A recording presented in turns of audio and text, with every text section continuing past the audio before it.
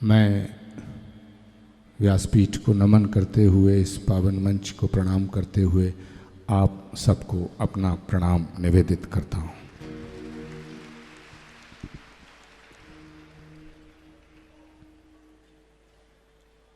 सुधांशु जी महाराज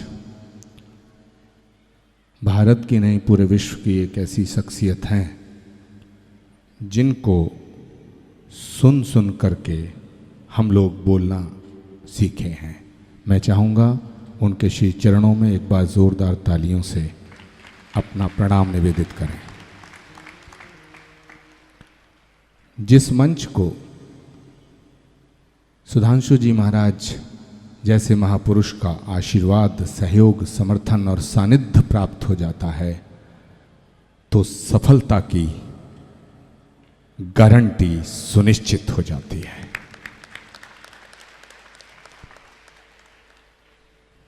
मैं अपनी बात को शुरू करूं उससे पहले मैं व्यासपीठ पे आसीन एक ऐसे ओजस्वी और तेजस्वी, तपस्वी, यशस्वी, जिनके नाम में भगवान के सभी पर्याय उपलब्ध हैं, देवकी नंदन ठाकुर जी को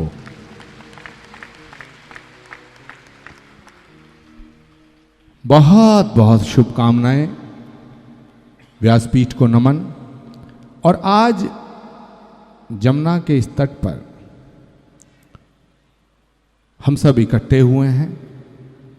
जहां तक मेरी नजर जा रही है एक आस्था का सैलाब है, श्रद्धा का सैलाब है, संत महापुरुषों का दर्शन हो रहा है। दो तीन बातें कहूंगा। जब दोपहरी में सूरज चमक रहा होता है, दोपहरी में सूरज चमक रहा होता है, तब 1000 वाट का बल्ब जलाना भी कोई बड़ी बात नहीं है। लेकिन जब घोर अंधेरा हो तब एक दीपक रोशन करना भी बड़ी बात हुआ करती है। भारत एक सनातन राष्ट्र है। कुछ लोगों ने कहा भारत कृषि प्रधान देश है। मैं आज इस पवित्र मंच से व्यासपीठ को साक्षी रख करके देवकी नंदन ठाकुर जी के सामने उपस्थित इस श्रद्धा के सैलाब के समक्ष सुधांशु जी महाराज के सानिध्य में ये कहना चाहता हूं कि भारत निसंदेह कृषि प्रधान राष्ट्र है, लेकिन भारत कृषि प्रधान राष्ट्र के साथ साथ ऋषि प्रधान राष्ट्र भी है। ऋषि प्रधान राष्ट्र। और ये बात मैं इसलिए नहीं कह रहा हूं कि यहां संत महापुरुष बैठे हैं, ये बात मैं इसलिए नहीं कह रहा हूं कि यहां ऋषि मुनि महात्मा उपस्थित हैं, ये बात मैं इसलिए कह रहा हूं कि भारत का प्राचीन, मध्यकालीन और वर्तमान तीनों प्रकार का जो इतिहास है,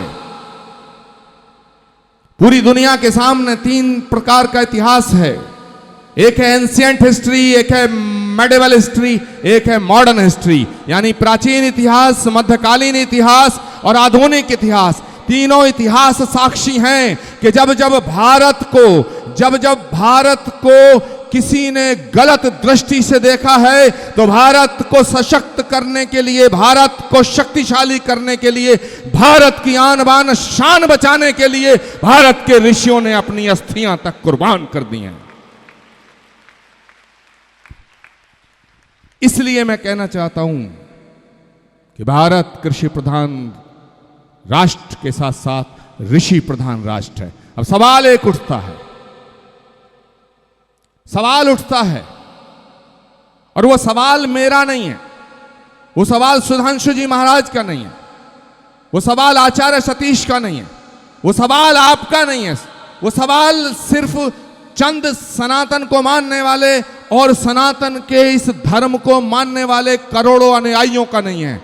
वो सनातन है, वो सवाल है कि सनातन के अस्तित्व का और सनातन की अस्मिता का, वो सवाल है भारत के अस्तित्व का और भारत की अस्मिता का।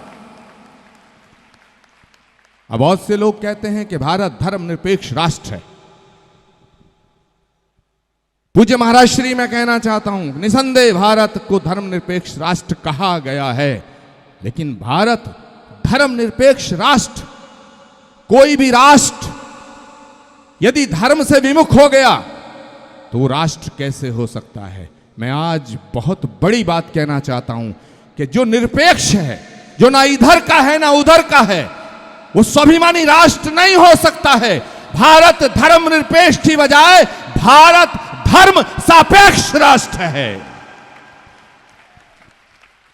जो मेरी बात का समर्थन करना चाहते हैं, हाथ खड़ा करके मुझे अपना समर्थन दें। भारत धर्म सापेक्ष राष्ट्र है, और भारत धर्म सापेक्ष राष्ट्र इसलिए है, भारत धर्म सापेक्ष राष्ट्र इसलिए है कि भारत के संविधान के पन्ने पर मर्यादा पुरुषोत्तम के राम का दरबार अंकित है। भारत धर्म सापेक्ष राष्ट्र इसलिए है कि भारत की सुप्रीम कोर्ट के मुख्य न्यायाधीश के सामने यतो धर्मस् ततो जया लिखा हुआ है, इसलिए भारत धर्म सापेक्ष राष्ट्र है। भारत सापेक्ष राष्ट्र इसलिए है कि भारत की संसद में भारत के तमाम पुरातत्व विभाग से संबंधित इमारतों में वसुधैव कुटुंबकम और विश्व बंधुत्व का उद्घोष होता है, जो हमारे धर्म ग्रंथों में लिखा है। इसलिए भारत धर्म सापेक्ष राष्ट्र है। जहां तक सनातन का सवाल है, सनातन को मिटाने के लिए, सनातन को बर्बाद करने के लिए, सनातन को बदनाम करने के लिए 1 साल नहीं, 2 साल नहीं, 10 साल नहीं, 100 साल नहीं, हजारों साल तक षड्यंत्र रचा गया। हजारों साल तक। Can you imagine? क्या आप सोच सकते हैं? हजारों साल तक जिस सनातन को मिटाने के लिए लगातार निरंतर कंटिन्यू षड्यंत्र रचे गए, लेकिन वो सनातन ना मिटा है, ना वो सनातन मिटेगा।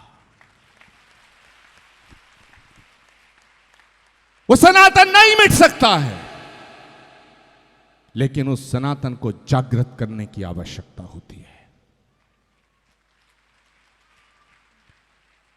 उस सनातन को जागृत करना पड़ता है, और सनातन तब जागृत होता है जब मर्यादा पुरुषोत्तम भगवान श्री राम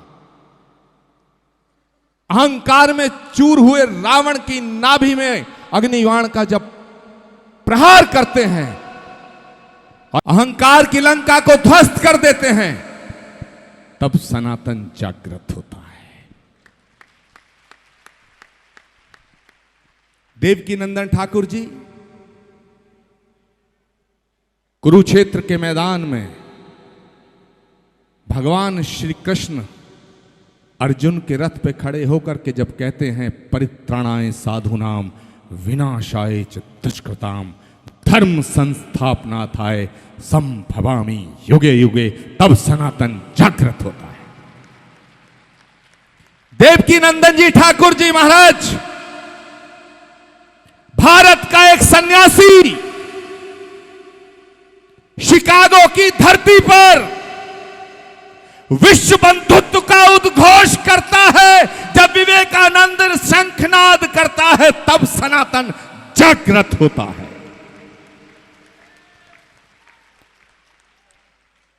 छत्रपति शिवाजी महाराज,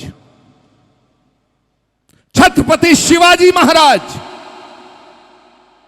पूरी जिंदगी का संघर्ष स्वीकार करते हैं, लेकिन औरंगजेब के सामने सर झुकाना पसंद नहीं करते हैं, तब सनातन जागृत होता है। महाराणा प्रताप घास की रोटी खाना स्वीकार करते हैं, लेकिन अकबर के सामने सजदा करना स्वीकार नहीं करते, तब सनातन जागृत होता है।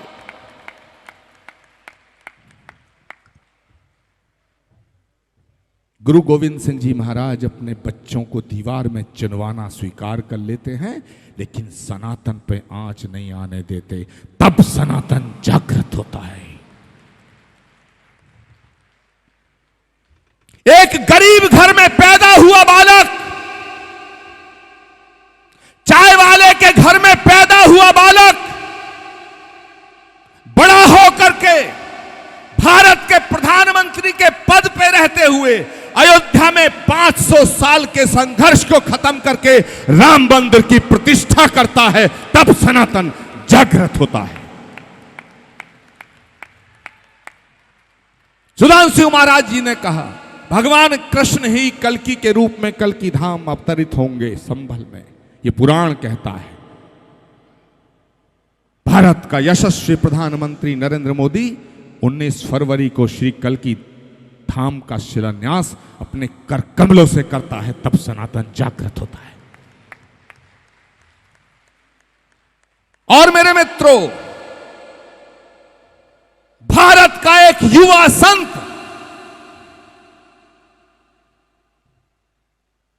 भारत का एक यशस्वी संत, भारत का एक तपस्वी संत, भारत का तेजस्वी संत, भारत का एक ओजस्वी संत देवकी नंदन ठाकुर जब सनातन बोर्ड की मांग करता है, तब सनातन जागृत होता है।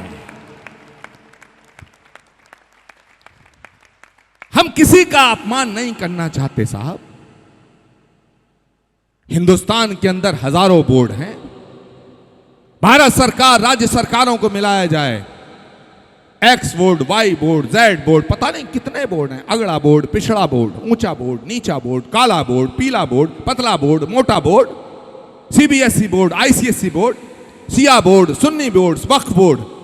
हमें इन बोर्डों से कोई गुरेज नहीं है।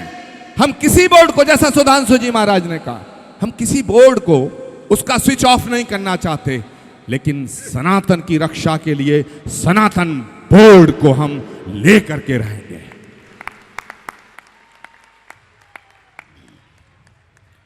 सुधांशु जी महाराज ने कहा कि विश्व जागृति मिशन, पूरे विश्व में जितनी संस्थाएं हैं उनका समर्थन सनातन बोर्ड की इस मांग को है। मैं श्री कल्कि पीठ की तरफ से सनातन बोर्ड के पक्ष में चट्टान की तरह खड़ा होने का वचन देकर के जाता हूं। हमारा किसी पार्टी से भी लेना देना नहीं है। पार्टी आएंगी जाएंगी, सत्ता बनेगी मिटेगी, प्रधानमंत्री आएंगे और जाएंगे। मैं भारत के सभी प्रधानमंत्रियों का सम्मान करते हुए यह बात कहना चाहता हूं कि इस देश को जितने प्रधानमंत्री मिले, उन्होंने अपने अपने तरीके से इस देश की सेवा करने का काम किया, लेकिन नरेंद्र मोदी ने भारत के गौरव को बढ़ाने का काम किया है। भारत के सभी प्रधानमंत्रियों का सम्मान करते हुए यह कहना चाहता हूं कि नरेंद्र मोदी जैसा प्रधानमंत्री ना हुआ है और ना होगा, न भूतो न भविष्यति। और यह बात भाषण की बात नहीं है, यह बात उद्बोधन की बात नहीं है, यह बात संबोधन की बात नहीं है। ये मेरे वो भाव हैं जो अंतरात्मा से निकल रहे हैं। और मैं दावे के साथ कहता हूं, भारत की एकता के लिए धारा 370 हटाने का फैसला ना होता जो इस देश का प्रधानमंत्री नरेंद्र मोदी ना होता। मैं दावे के साथ कहता हूं, चुनौती के साथ कहता हूं, मर्यादा पुरुषोत्तम भगवान श्री राम की जन्मभूमि का मंदिर भव्य दिव्य स्वरूप न लेता अगर देश का प्रधानमंत्री नरेंद्र मोदी ना होता। मैं दावे के साथ कहता हूं, इस देश की आजादी के बाद कुछ बीमारियां थीं जो इस देश में रह गई थीं, वो कुछ बीमारियां हट चुकी हैं। भगवान से प्रार्थना करते हैं कि अभी नरेंद्र मोदी को और अच्छा स्वास्थ्य और लंबी उम्र दे, ताकि उन सभी बीमारियों का इलाज सुनिश्चित हो जाए। अब मेरे दोस्तों, बात आती है सनातन बोर्ड की। सनातन बोर्ड, जैसा सुधांशु जी महाराज ने कहा कि हम किसी लकीर को छोटा नहीं करना चाहते, काट कर छोटा नहीं करना चाहते, लेकिन अगर लकीर लंबी हो, कोई अपने आप छोटा हो जाए तो दोष हमें मत देना। आज एक सवाल इस मंच से करना चाहता हूं देश के तमाम राजनीतिक दलों से। देवकी नंदन ठाकुर जी के इस पवित्र पावन मंच से किसी कारणवश 16 तारीख को हम नहीं आ पाए थे, लेकिन हम जहां थे तुम्हारे थे, जहां रहेंगे तुम्हारे रहेंगे। देवकी नंदन जी महाराज, एक सवाल जो देश की मीडिया के माध्यम से उन नेताओं तक पहुंचे, उन नेताओं तक जरूर पहुंचे जो खाते हिंदुस्तान का है लेकिन गीत पाकिस्तान का गाते हैं।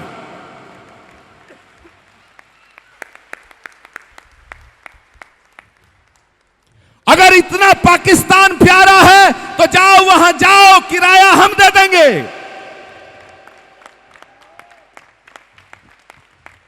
राजनीति भारत में करोगे,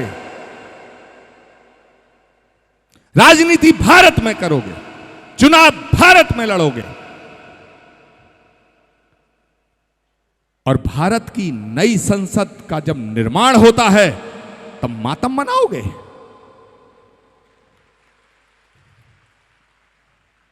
मुझे एक पत्रकार साथी ने पूछा कि कनाडा के अंदर कुछ खालिस्तानियों ने हिंदू संतों के मंदिरों पर हमले किए हैं, सनातन मंदिरों पर हमला किया है। मैंने उससे कहा कि जो खालसा को मानता होगा वो सनातन मंदिरों पर हमला नहीं करेगा, क्योंकि खालसा पंथ की स्थापना गुरु गोविंद सिंह जी महाराज ने, सिख पंथ की स्थापना सनातन की रक्षा के लिए करी थी। अगर कोई मंदिर पे हमला करता है वो सिख नहीं हो सकता, और जो सिख है वो मंदिर पे हमला नहीं कर सकता। मुझसे सवाल किया गया कि कुछ खालिस्तानियों ने मंदिर पे हमला किया है और वहां का जो राष्ट्रपति है, प्रधानमंत्री है, मुझे नहीं पता उसका एग्जैक्टली क्या डेजिग्नेशन है, नाम पता है ट्रूडो, उसके बारे में क्या कहोगे? मैंने कहा ट्रूडो कनाडा के राष्ट्रपति के बारे में, कनाडा का जो प्रधानमंत्री है उसके बारे में। महाराज जी क्या है, वो प्राइम मिनिस्टर है, राष्ट्रपति है? प्राइम मिनिस्टर, प्रधानमंत्री है कनाडा का ट्रूडो। वो खालिस्तानियों का समर्थन करता है। मैंने जवाब दिया कनाडा में बैठे हुए ट्रूडो का इलाज तो हम कर देंगे, लेकिन जो भारत की संसद में कुछ ट्रूडो मौजूद हैं, इनका इलाज कब होगा? ये भारत 1000 साल तक गुलाम रहा, 1000 साल तक, 1000 साल तक भारत इसलिए गुलाम नहीं रहा कि बाबर बहुत बहादुर था। 1000 साल तक ये भारत इसलिए गुलाम नहीं रहा कि तैमूर लंग, नादिर शाह और महमूद गजनवी बहुत बहादुर थे। 1000 साल तक ये भारत इसलिए गुलाम नहीं रहा कि अकबर बहुत बहादुर था, अंग्रेज बहुत बहादुर थे। 1000 साल तक ये भारत इसलिए गुलाम रहा कि इस देश के अंदर कुछ जयचंद मौजूद थे, कुछ गद्दार मौजूद थे, कुछ मानसिंह मौजूद थे। मेरे दोस्तों, अपनी वाणी को विराम देने से पहले एक संकल्प, एक वादा, एक वचन आपसे लेना चाहता हूं। आप किसी पार्टी में रहे, हमें कोई फर्क नहीं पड़ता। आप किसी पार्टी को वोट दें, हमें कोई नहीं फर्क पड़ता, लेकिन जो राष्ट्र के खिलाफ हो उसे वोट मत देना।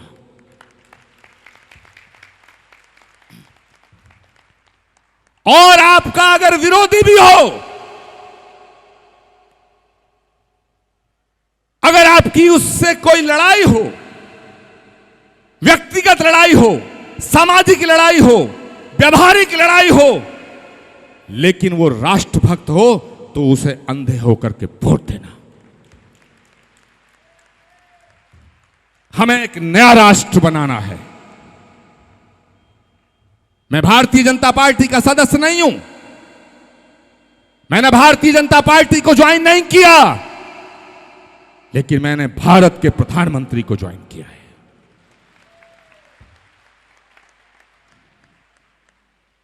और मेरे दोस्तों, मैं आप सबसे निवेदन करना चाहता हूं, आपके चरणों में प्रार्थना करना चाहता हूं, हमारे झगड़े, तुम्हारे झगड़े, ये छोटे छोटे झगड़े सब सुलझा लिए जाएंगे, लेकिन इस देश के सामने एक बहुत बड़ी चुनौती खड़ी हुई है। और आज मैं ये बात कह के अपनी वाणी को विराम देना चाहता हूं कि भारत में सभी धर्मों का सम्मान है, सभी धर्मों का सम्मान है। हमारा सनातन सिखाता है, यह हमारा सनातन सिखाता है। हमारी प्रार्थना अपने लिए नहीं है, हमारी प्रार्थना प्राणी मात्र के लिए है। शास्त्रों का उद्घोष विश्व बंधुत्व वसुधैव कुटुंबकम, ये प्राणी मात्र के लिए है। पूरी वसुधा एक परिवार है। अयम निजय परोवेत गणना लघु चेत साम उदार चरित नान्तु वसुधैव कुटुंबकम, ये शास्त्रों का उद्घोष है। जो शास्त्र, जो धर्म पूरी वसुधा को एक परिवार मानता है, वो संकीर्ण नहीं हो सकता है, वो संकुचित नहीं हो सकता है। और जो संकीर्ण है, जो संकुचित है, वो सनातन नहीं हो सकता है। सभी धर्मों का सम्मान है। मैं बहुत गंभीर बात कह के अपनी वाणी को विराम देना चाहता हूं।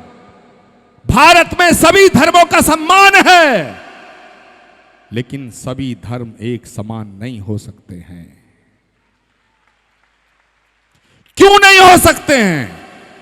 क्योंकि पूरी दुनिया में एक ही धर्म है, सनातन, जिसका ओरिजिन भारत की भूमि पे हुआ है। भारत की भूमि पे सनातन सभी धर्मों का सम्मान करता है।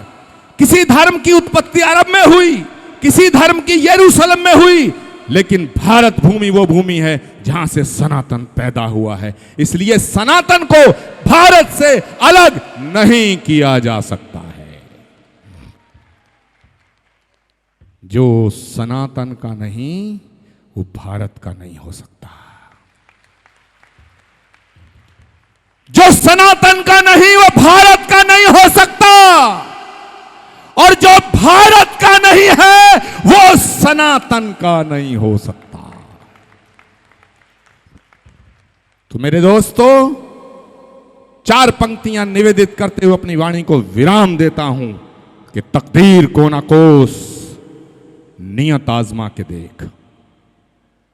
देवकीनंदन ठाकुर जी ने जो ज्योत प्रज्वलित की है, हम उसकी बाती बने ना बने, हम उसमें तेल बने ना बने, लेकिन आंधियां और तूफान इस चिराग को बुझाने में ताकत लगाएंगी। हम अपने हाथ जला लें, लेकिन इस चिराग को बुझने ना दें।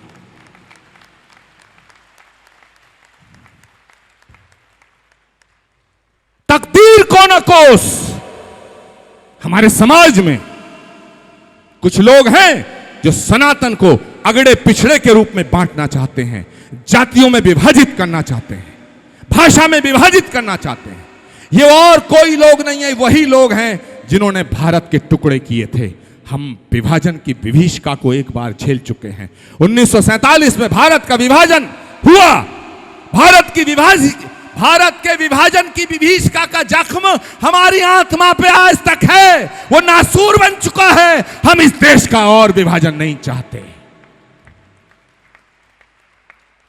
इसलिए जो जातियों के नाम पे सनातन को तोड़ना चाहते हैं, जो काले गोरे के नाम पे, भाषा के नाम पे, उत्तर दक्षिण के नाम पे इस देश को बांटना चाहते हैं, मैं उनका विरोध करना चाहता हूं। और आपसे चाहता हूं कि हाथ खड़े कर कोई इसका समर्थन करो कि हम भारत को विभाजित नहीं होने देंगे, नहीं होने देंगे। और मैं कहना चाहता हूं, हौसला मत हारना। तकदीर को ना कोस, नियत आजमा के देख, शोलों के दरमियान नशेमन बना के देख। तकदीर को ना कोस, नियत आजमा के देख, शोलों के दरमियान नशेमन बना के देख। अंजाम उसके हाथ है, आगाज करके देख, भीगे हुए परों से परवाज करके देख। भीगे हुए परों से परवाज करके देख। अंतिम पंक्ति आपके चरणों में निवेदित करते हुए अपनी वाणी को विराम दूंगा कि सांस का हर सुमन है वतन के लिए। सांस का हर सुमन है वतन के लिए, जिंदगी ही हवन है वतन के लिए। देवकीनंदन जी, आपके लिए ये पंक्तियां निवेदित कर रहा हूं। और हाथ खड़े हो जाएं एक एक श्रद्धालु के, एक एक हाथ खड़ा हो जाए, एक एक हाथ खड़ा हो जाए कि सांस का हाथ नीचे नहीं आना चाहिए। सांस का हर सुमन है वतन के लिए, जिंदगी ही हवन है वतन के लिए, कह गई फांसियों में फंसी गर्दने, ये हमारा नमन है वतन के लिए, ये हमारा नमन है वतन के लिए, ये हमारा नमन है वतन के लिए। भारत माता की, भारत माता की, भारत माता की। बहुत बहुत धन्यवाद।